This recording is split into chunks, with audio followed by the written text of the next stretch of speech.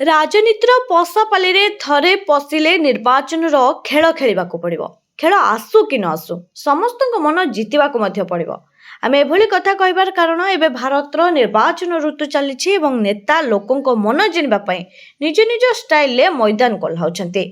ଯେମିତିକି ପଶ୍ଚିମବଙ୍ଗରେ ଟିଏମସି ମୁଖ୍ୟ ତଥା ମୁଖ୍ୟମନ୍ତ୍ରୀ ମମତା ବାନାର୍ଜୀ ଲୋକଙ୍କ ମନ ଜିଣିବା ପାଇଁ ପଦଯାତ୍ରାରୁ ଆରମ୍ଭ କରି ଲୋକଙ୍କ ପାଖକୁ ଯାଉଛନ୍ତି। ଏମିତିକି ସଭାର ଆୟୋଜନ କରି ଲୋକଙ୍କ ଦୁଃଖ ଶୁଣିବା ସହିତ ବିରୋଧୀ ଦଳକୁ ଟାର୍ଗେଟ ମଧ୍ୟ କରୁଛନ୍ତି। ବେଳେବେଳେ ମଞ୍ଚ ଉପରେ ବଙ୍ଗାଳୀ ସଙ୍ଗୀତ ଗାଇ ଜନତାଙ୍କ ପ୍ରିୟ ଭାଜନ ହେଉଛି ତ ଆଉ କେତେବେଳେ ବିରୋଧୀ ଦଳକୁ କଟାକ୍ଷ କରି ଲୋକଙ୍କୁ ହସାଉଛନ୍ତି ଦିଦି। ଆଉ ଯଦି ଦିଦିଙ୍କ ପଲ୍ଲା ଏତେ ଭାରି ତାହେଲେ ପ୍ରଧାନମନ୍ତ୍ରୀ ମୋଦି କେମିତି ପଛରେ ରହିବେ? ପଶ୍ଚିମବଙ୍ଗରେ ବିଜେପିର ଜୋରଦାର ନିର୍ବାଚନ ରାଲି ଚାଲିଥାଏ।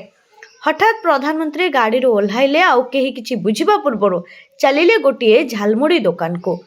ରବିବାର ଝାଡ଼ଗ୍ରାମର ରାସ୍ତା ମଝିରେ ରାଲି ଅଟକାଇ ପ୍ରଧାନମନ୍ତ୍ରୀ କୋଲକାତାର ପ୍ରସିଦ୍ଧ ଷ୍ଟ୍ରିଟ୍ ଫୁଡ୍ ଝାଲମୁଢ଼ି ଖାଇଲେ। ମୋଦି ଯେତେବେଳେ ଝାଲମୁଢ଼ି ଖାଇବାକୁ ଯାଉଥିଲେ ଉକ୍ତ ଦୋକାନ ପାଖରେ ଲୋକଙ୍କ ପ୍ରବଳ ଭିଡ଼ ଜମିଥାଏ। ତାପରେ ସେ ଝାଲମୁଢ଼ି କିଣି ଦୋକାନୀକୁ 10 ଟଙ୍କା ଦେଲେ, ଯାହାର ଫଟୋ ଏବଂ ଭିଡ଼ିଓ ପ୍ରଧାନମନ୍ତ୍ରୀ ନିଜ ସୋସିଆଲ ମିଡ଼ିଆ ହ୍ୟାଣ୍ଡେଲ ଏକ୍ସରେ ପୋଷ୍ଟ କରିଛନ୍ତି। ତେବେ ଏହା ପୂର୍ବରୁ 2 ବର୍ଷ ତଳେ କଂଗ୍ରେସ ସାଂସଦ ରାହୁଲ ଗାନ୍ଧୀଙ୍କୁ ରାୟବରେଲୀରେ ଗୋଟିଏ ସେଲୁନରେ ଚୁଟି କାଟୁଥିବାର ମଧ୍ୟ ଦେଖାଯାଇଥିଲା। ଲୋକସଭା ନିର୍ବାଚନ ସମୟରେ ରାଲି କରିବାକୁ ଆସିଥିବା ରାହୁଲ ଏହି ଦୋକାନରେ ଚୁଟି ଏବଂ ଦାଢ଼ି କାଟିଥିଲେ। ସେତେବେଳେ ବାରିକଙ୍କୁ ଟଙ୍କା ଦେଇନଥିବା ରାହୁଲ 3 ମାସ ପରେ ଦଳର କାର୍ଯ୍ୟକର୍ତ୍ତାଙ୍କ ହାତରେ 2ଟି ଆରାମ ଚେୟାର, ଗୋଟିଏ ସାମ୍ପୁ ଚେୟାର ଏବଂ ଗୋଟିଏ ଇନଭର୍ଟର୍ସ ପଠାଇଥିଲେ, ଯାହାକୁ ଦେଖି ବାରିକ ଖୁବ୍ ଖୁସି ହୋଇଯାଇଥିଲେ। ସେତେବେଳେ ଏହି ଖବର ଚର୍ଚ୍ଚା ପରିସରକୁ ଆସିଥିଲା। ବ୍ୟୁରୋ ରିପୋର୍ଟ, ଆଲୋକିତ ଓଡ଼ିଶା।